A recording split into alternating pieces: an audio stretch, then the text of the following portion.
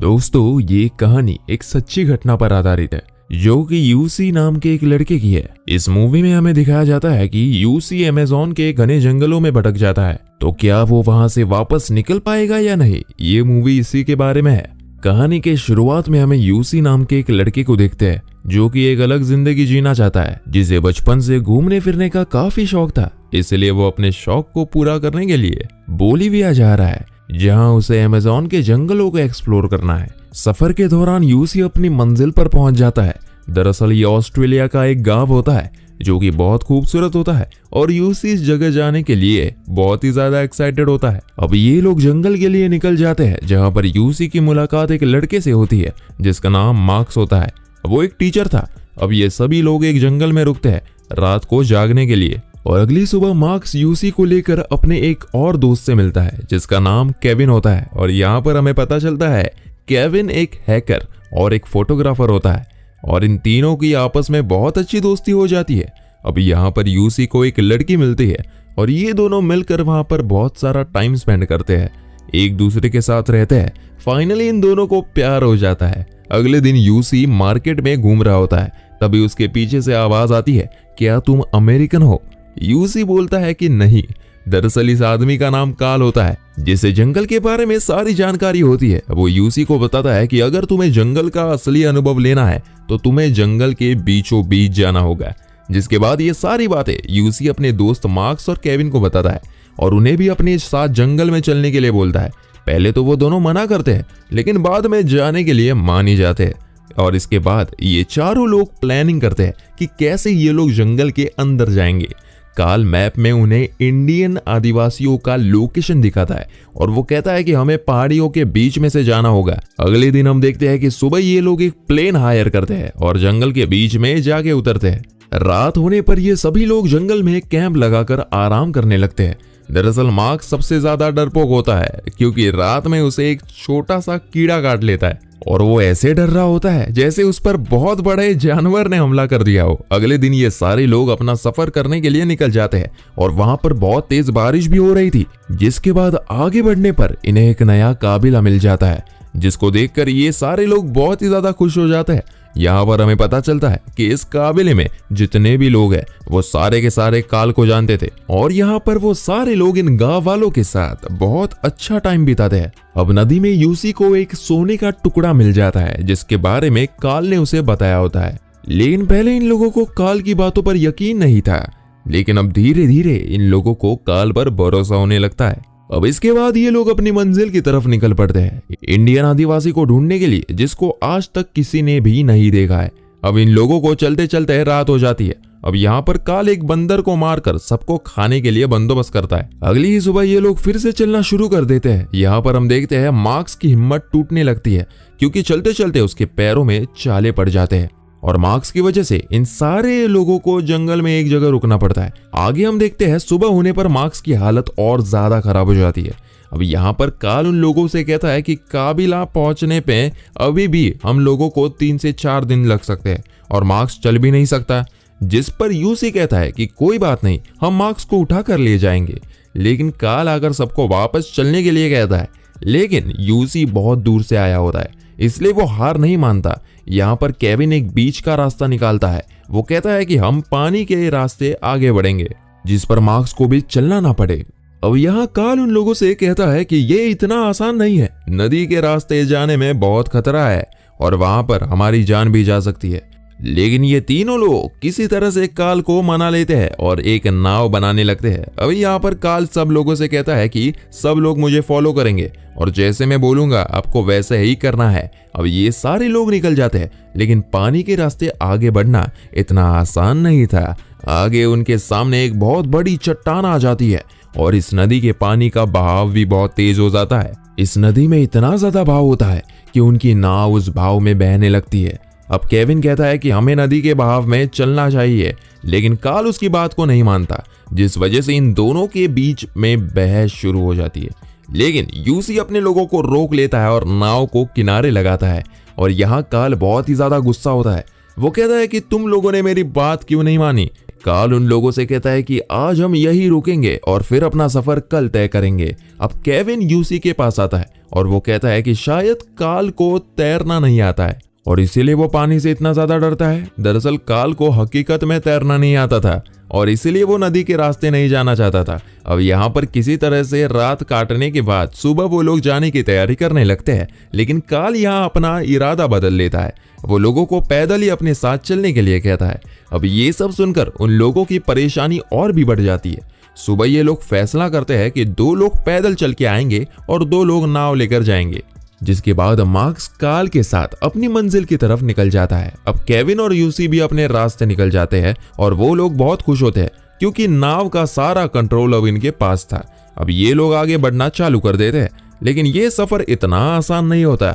इसके बाद यूसी आराम से अपने नाव पर लेटा हुआ होता है। तभी यहाँ पर एक बहुत ही बड़ी लहर आती है और इनकी नाव को पलट देती है, जिससे वह एक पत्थर पर जाकर रुक जाते हैं और यहाँ ये दोनों फंस चुके थे। यहाँ पर केविन यूसी से कहता है कि अगर हमें जान बचानी है तो हमें किनारे तक जाना होगा और जब मैं किनारे पर पहुंच जाऊंगा तो तुम अपनी रस्सी किनारे फेंकना, जिससे कि मैं वो रस्सी की मदद से मैं तुम्हें भी बचा सकूंगा।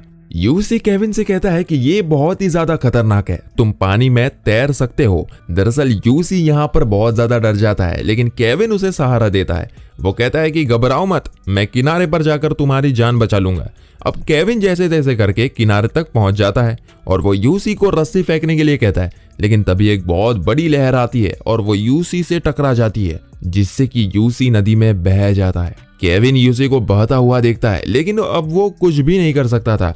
आगे यूसी किसी तरह से पत्थर को पकड़ लेता है और वो किसी तरह से नदी से बाहर आता है। वो केविन को आवाज लगाता है और उसे ढूंढने की बहुत कोशिश करता है। दरअसल यूसी नदी में बहकर बहुत ही आगे आ चुका था, जिस वजह से केविन काफी दूर छूट चुका था। अब यूसी इस बड़े घने जंगल में अकेला फंस गया होता है और इसी वक्त यहाँ पर बहुत जोर से बारिश होने शुरू हो जाती है। यूसी के पास ना ही खाने के लिए खाना है और ना ही रहने के लिए कैंप, लेकिन तभी उसे नदी में उसका बैग दिखता है, जिसके बाद वो नदी के किनारे कूदकर अपने बैग को पकड़ लेता है। अब बैग में एक छोटी सी बाइबल होती है और कुछ दवाइयां होती है। इसको खाने से यूसी के अंदर थोड़ी सी एनर्जी आती है और इसके बाद वो केविन को ढूंढना फिर से चालू कर देता है। वो दोबारा से आवाज लगाता है, लेकिन केविन उसे कहीं नहीं दिखता और यहाँ से निराश होकर यूसी नदी के किनारे बैठ जाता है। लेकिन वो अब भी हार नहीं मानने वाला था। वो अपना बैग खोलता है और उसमें से पेन को बाहर निकालता है और वो नदी का नक्शा बनाने लगता है। वो डिसाइड करता है कि अब वो नदी के रास्ते आगे बढ़ेगा। अब आगे चलने पर उसे बहुत तेज भूख लगी होती है, लेकिन उसके पास खाने के लिए कुछ भी नहीं होता। तभी यहाँ पर रात हो जाती है और यूसी सो जाता है, लेकिन रात में उसे किसी की आवाज आती है। उसे लगता है कि केविन है और जब उठ के सामने देखता है तो उसे मार्क दिखाई देता है, जिसे देखकर ही यूसी बहुत ज्यादा खुश हो जाता है और जैसे ही वहां पर टॉर्च जलाकर देखता है, वहां पर कोई भी नहीं होता। दरअसल ये बस उसका एक वहम होता है और वो निराश होकर सो जाता है। अगली सुबह जब वो सोकर उठता है तो उसके माथे पर बहुत तेज दर्द हो रहा था और जब वो वहां पर छूकर देखता है तो उसे महसूस होता है कि उसके स्किन में कोई कीड़ा घुस गया। अब यहाँ पर यूसी एक चाकू की मदद से अपने स्किन को काटकर उस कीड़े को बाहर निकालता है और यहाँ पर यूसी को बहुत ही ज्यादा दर्द हो रहा होता है, लेकिन उसके पास और कोई रास्ता भी तो नहीं था। अब वो यहाँ से आगे बढ़ना शुरू कर देता है। कुछ ही दूर उसे कुछ चिड़िया के अंडे मिलते हैं और जब वो अंडे को खाने के लिए फोड़ता है तो अंडे के अंदर चिड़िया का छोटा सा बच्चा होता है। लेकिन यहाँ यूसी को इतनी ज्यादा भूख लग रही होती है कि वो उस बच्चे को जिंदा ही खा जाता है और इसके बाद वो फिर से आगे बढ़ना शुरू कर देता है। कुछ ही देर बाद उसे कुछ लोगों का सामान मिलता है। अब यूसी यहाँ पर थोड़ी देर रुककर आराम करता है। तभी वो अपने जूते निकाल कर देखता है कि उसके पैर काफी ज्यादा जख्मी हो चुके थे। अभी ये सब देखने के बाद यूसी की हिम्मत टूट जाती है और उसे एहसास होता है कि मार्क्स का पैर जब जख्मी था तो उसे कैसा लग रहा होगा। यूसी उसे अपने मन में ही माफी मांगने लगता है। अगली सुबह फिर से चलने लगता है। तभी उसे किसी के पैरों के निशान दिखाई देते हैं। उसे लगता है कि ये निशान केविन के हैं और वो काफी ज्यादा खुश हो जाता है।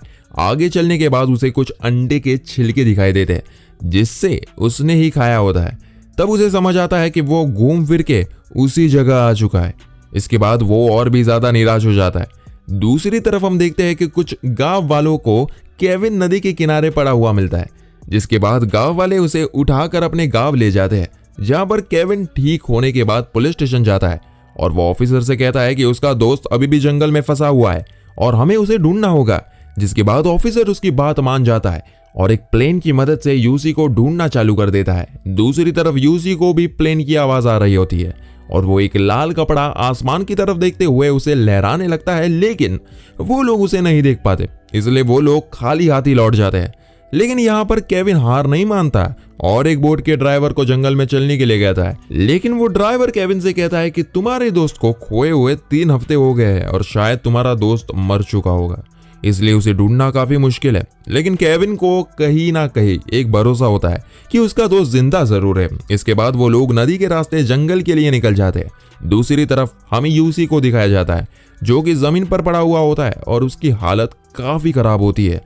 लेकिन तभी उसे वहां पर एक आदिवासी लड़की दिखाई देती है, लेकिन वो लड़की यूसी से डर के भागने लगती है।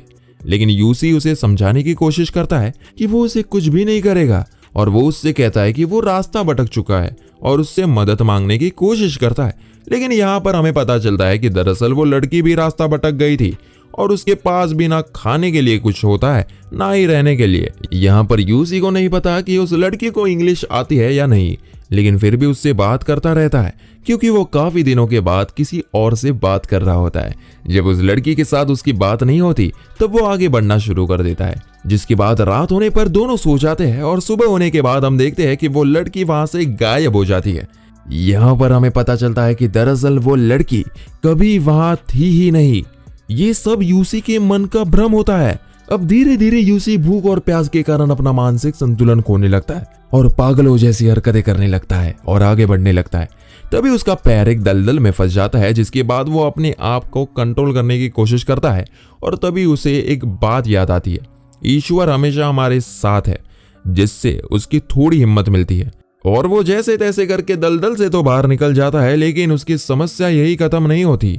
इसके बाद उसके पूरे शरीर पर जंगली चींटियां फैल ली जाती है, जिसके काटने पर वो दर्द से तड़प उठता है। इसी दौरान उसे अपनी सारी जिंदगी फ्लैशबैक में दिखने लगती है। इसके बाद थोड़ी सी राहत मिलने के बाद वो एक नदी के पास पहुंचता है, जहां पर वो एक कछुए से बातें करने लगता है। और जब उसकी सारी हिम्मत टूट चुकी होती है और वो सोचते सोचते वहीं सो जाता है, अगली सुबह हम देखते हैं कि केविन यूसी को ढूंढते ढूंढते उसी जगह पर आ जाता है और चारों तरफ उसे ढूंढने लगता है। लेकिन यूसी उसे कहीं नहीं दिखता। अब उसे भी लगने लगता है कि शायद उसका दोस्त मर चुका है और वो वापस जाने की तैयारी करने लगता है। लेकिन तभी हम देखते हैं कि यूसी को उसकी आवाज आने लगती है।